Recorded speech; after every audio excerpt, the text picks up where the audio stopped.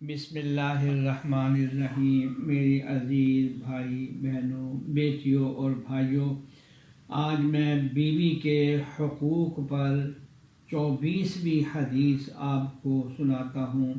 نسائی شریف جو صحاح ستہ کی کتاب ہے، اس میں یہ روایت ہے، حضرت جابر رضی اللہ تعالیٰ عنہ سے منقول ہے کہ حضور صلی اللہ علیہ وسلم نے فرمایا، جس کام میں خدا کا ذکر نہ ہو وہ بڑا ہی بے برکت ہوتا ہے، سوائے 4 چیزوں کے، کہ ان میں سے ایک یہ ہے کہ بیوی کے ساتھ دل لگی کرنا، کھیلنا، خوش طبعی کرنا۔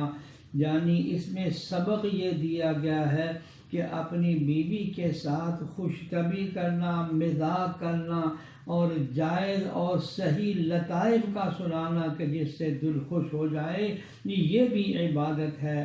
اور ایک روایت میں نے پہلے بھی بیان کی تھی کہ حضرت صلی اللہ علیہ وسلم کا فرمان کہ آدمی مسکراتے ہوئے چہرے کے ساتھ ملے اور ملاقات کرے تو اللہ جل شانہ اس کو بھی عبادت جو ہے وہ قرار دے رہے ہیں۔